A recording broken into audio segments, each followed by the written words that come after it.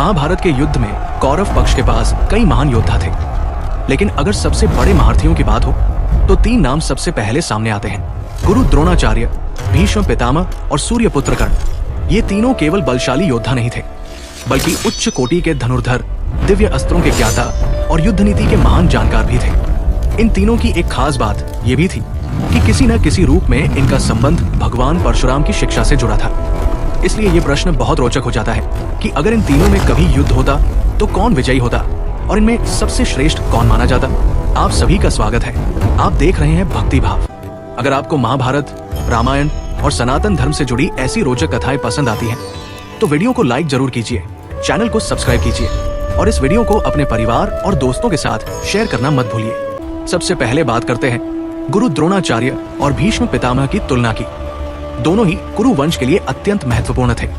भीष्म पितामह हस्तिनापुर की रीढ़ थे, जिनके अनुभव, प्रतिज्ञा और पराक्रम के सामने बड़े बड़े राजा झुक जाते थे। वहीं गुरु द्रोणाचार्य वो आचार्य थे जिन्होंने पांडवों और कौरवों दोनों को युद्ध विद्या सिखाई थी। यानी एक तरफ अनुभव और इच्छा मृत्यु का वरदान था, तो दूसरी तरफ दिव्य अस्त्रों का विशाल ज्ञान और युद्ध रचना की गहरी समझ।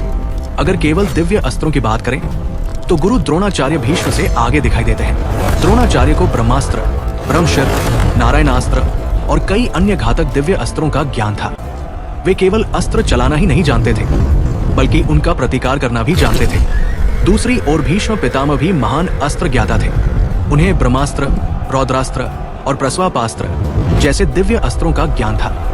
प्रस्वापास्त्र वही अस्त्र माना जाता है जिसके बल पर उन्होंने भगवान परशुराम जैसे महायोद्धा को भी युद्ध में रोक दिया था। लेकिन यहाँ एक बात समझना जरूरी है। भीष्म पितामह को इच्छा मृत्यु का वरदान प्राप्त था। इसका अर्थ ये था कि वे अपनी इच्छा के बिना मृत्यु को प्राप्त नहीं हो सकते थे। लेकिन इसका मतलब ये नहीं कि उन्हें युद्ध में कभी पराजित नहीं किया जा सकता था। इच्छा मृत्यु उन्हें मृत्यु से सुरक्षित बनाती थी, पर युद्ध में अजेय नहीं बनाती थी। कुरुक्षेत्र में अर्जुन ने शिखंडी को आगे रखकर भीष्म को बाणों की शैया पर गिरा दिया था। इससे यह स्पष्ट होता है कि भीष्म को रोका जा सकता था, भले ही उनकी मृत्यु उनके अपने निर्णय पर निर्भर थी। दूसरी ओर गुरु द्रोणाचार्य ने कुरुक्षेत्र युद्ध में अत्यंत घातक प्रदर्शन किया। उन्होंने कई बार पांडव पक्ष के बड़े योद्धाओं को कठिन स्थिति में डाल दिया। भीम, सात्यकी, अभिमन्यु, धृष्टद्युम्न और युधिष्ठिर जैसे योद्धाओं से उनका सामना हुआ। कई युद्धों में वे भारी पड़े और कई बार उनके सामने पांडव सेना को पीछे हटना पड़ा। द्रोणाचार्य युद्ध संरचनाओं के भी महान ज्ञाता थे। चक्रव्यूह जैसी जटिल रचना बनाना उनकी रणनीतिक बुद्धि का प्रमाण था। अगर द्रोणाचार्य और भीष्म के बीच सीधा युद्ध होता तो युद्ध केवल बल का नहीं, बल्कि अस्त्र ज्ञान और रणनीति का होता। भीष्म का अनुभव और प्रतिज्ञा उन्हें अत्यंत भयानक बनाते, लेकिन द्रोणाचार्य का दिव्य अस्त्रों पर नियंत्रण और युद्ध रचना की क्षमता उन्हें थोड़ा आगे रखती है। इसलिए इस तुलना में द्रोणाचार्य को भीष्म से श्रेष्ठ माना जा सकता है। अब बात करते हैं भीष्म पितामह और कर्ण की। भीष्म और कर्ण दोनों ही महान योद्धा थे, लेकिन दोनों के स्वभाव और युद्ध शैली में बहुत अंतर था।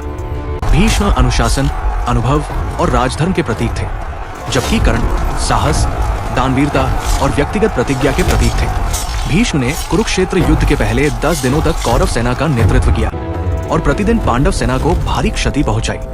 उनका प्रभाव इतना भयंकर था कि एक समय श्री कृष्ण को भी अर्जुन को प्रेरित करने के लिए रथ से उतरना पड़ा। कर्ण की शक्ति भी कम नहीं थी। वो महान धनुर्धर था, नागास्त्र, भार्गवास्त्र और अनेक दिव्य अस्त्रों का ज्ञाता था। उसने कई बार युधिष्ठिर, भीम, नकुल और सहदेव को युद्ध में पराजित किया। घटोत्कच जैसे मायावी योद्धा को मारने के लिए उसने इंद्र द्वारा दी गई वासवी शक्ति का प्रयोग किया। लेकिन कर्ण की सबसे बड़ी कमजोरी यह थी कि वो कई निर्णायक क्षणों पर अपने शापों, परिस्थितियों और मानसिक दबाव के कारण पूरी क्षमता से युद्ध नहीं कर पाए। भीष्म और कर्ण की तुलना में भीष्म अधिक अनुभवी और संतुलित योद्धा दिखाई देते हैं। कर्ण में साहस बहुत था, लेकिन भीष्म के पास युद्ध का विशाल अनुभव, दिव्य अस्त्रों का गहरा ज्ञान और लंबे समय तक सेना को संभालने की क्षमता थी। विराट युद्ध में अर्जुन के समोन्नास्त्र का सामना भीष्म ने किया था, जबकि कर्ण उस स्तर पर सफल नहीं दिखे। इसलिए यदि भीष्म और कर्ण में युद्ध होता तो भीष्म के जीतने की संभावना अधिक मानी जा सकती है। अब बात आती है इस तुलना के सबसे महत्वपूर्ण हिस्से की। अगर गुरु द्रोणाचार्य और सूर्यपुत्र कर्ण आमने सामने होते तो युद्ध का परिणाम क्या होता। दोनों ही परशुराम जी की विद्या से जुड़े थे, दोनों ही दिव्य अस्त्रों के ज्ञाता थे और दोनों ही कुरुक्षेत्र में पांडव सेना के लिए बड़ा संकट बने थे। कर्ण ने युद्ध में कई बड़े योद्धाओं को पराजित किया था। उसने युधिष्ठिर, भीम, नकुल और सहदेव को अलग अलग अवसरों पर हराया, लेकिन माता कुंती को दिए वचन के कारण उन्हें मारा नहीं। उसके पास नागास्त्र, भार्गवास्त्र और वासवी शक्ति जैसे भयानक अस्त्र थे। जब वो सेनापति बना तब उसने पांडव सेना को भारी क्षति पहुंचाई, लेकिन फिर भी कर्ण के साथ एक बड़ी समस्या थी। उसके जीवन में कई शाप और मानसिक दबाव जुड़े हुए थे, जिनका प्रभाव निर्णायक समय पर दिखाई देता है। दूसरी ओर गुरु द्रोणाचार्य युद्ध भूमि में अधिक संगठित, अधिक अनुभवी और अधिक रणनीतिक योद्धा थे। वे केवल धनुर्धर नहीं थे, बल्कि युद्ध रचना के महान आचार्य थे। चक्रव्यूह जैसी जटिल रचना बनाना, पांडव सेना को अलग अलग मोर्चों पर उलझाना और बड़े योद्धाओं को रोकना उनकी विशेषता थी। कुरुक्षेत्र में उन्होंने अकेले ही कई महारथियों को कठिन स्थिति में डाल दिया था। द्रोणाचार्य के पास दिव्य अस्त्रों का ज्ञान भी कर्ण से अधिक माना जाता है। वे ब्रह्मास्त्र, ब्रह्मशिर और नारायणास्त्र जैसे घातक अस्त्रों के ज्ञाता थे। सबसे बड़ी बात यह थी कि वे केवल अस्त्र चलाना ही नहीं जानते थे, बल्कि दूसरे अस्त्रों को निष्क्रिय करने की क्षमता भी रखते थे। इसी कारण यदि कर्ण अपने दिव्य अस्त्रों का प्रयोग करता तो द्रोणाचार्य के पास उनका उत्तर देने की संभावना अधिक थी। कर्ण की शक्ति व्यक्तिगत पराक्रम में बहुत बड़ी थी, लेकिन द्रोणाचार्य की शक्ति ज्ञान, अनुभव और युद्ध नीति में अधिक व्यापक थी। कर्ण कई बार भावनाओं और प्रतिज्ञाओं से बंध जाता था, जबकि द्रोणाचार्य युद्ध में अधिक व्यावहारिक और गणनात्मक थे। इसलिए यदि दोनों के बीच सीधा युद्ध होता तो द्रोणाचार्य के जीतने की संभावना अधिक मानी जा सकती है। अब यदि तीनों की अंतिम तुलना करें तो तीसरे स्थान पर कर्ण को रखा जा सकता है। इसका अर्थ ये नहीं कि कर्ण कमजोर था, वो महाभारत के महानतम योद्धाओं में से एक था, लेकिन भीष्म और द्रोण जैसे योद्धाओं की तुलना में उसके पास अनुभव और स्थिरता थोड़ी कम थी। उसके शापों, कवच कुंडल के त्याग और मानसिक संघर्षों ने भी उसकी शक्ति को सीमित किया। दूसरे स्थान पर भीष्म पितामह आते हैं। भीष्म के पास इच्छा मृत्यु का वरदान था, अद्भुत धनुर्विद्या थी, युद्ध का अपार अनुभव था और वे 10 दिनों तक पांडव सेना पर भारी पड़े।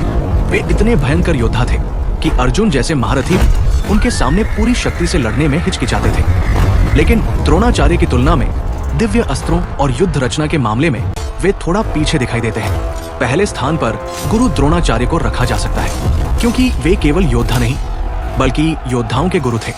उनके पास अस्त्र विद्या, शास्त्र ज्ञान, रणनीति, युद्ध संरचना और दिव्य अस्त्रों का ऐसा संयोजन था जो उन्हें अत्यंत खतरनाक बनाता था।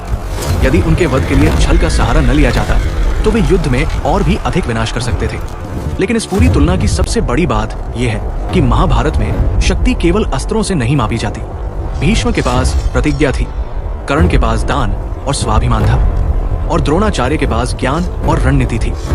तीनों अपने अपने स्थान पर महान थे, लेकिन यदि युद्ध क्षमता और विजय की संभावना के आधार पर तुलना की जाए तो क्रम कुछ ऐसा बनता है: गुरु द्रोणाचार्य पहले, भीष्म पितामह दूसरे और सूर्यपुत्र कर्ण तीसरे। तो अब आप बताइए, आपके अनुसार इन तीनों में सबसे शक्तिशाली कौन था? गुरु द्रोणाचार्य, भीष्म पितामह या सूर्यपुत्र कर्ण? अपनी राय कमेंट बॉक्स में जरूर लिखिए। अगर आपको ये वीडियो पसंद आया हो तो इसे लाइक कीजिए, चैनल भक्ति भाव को सब्सक्राइब कीजिए और इस वीडियो को अपने परिवार और दोस्तों के साथ जरूर शेयर कीजिए। फिर मिलेंगे एक नई महाभारत कथा और एक नए रहस्य के साथ। जय श्री कृष्ण।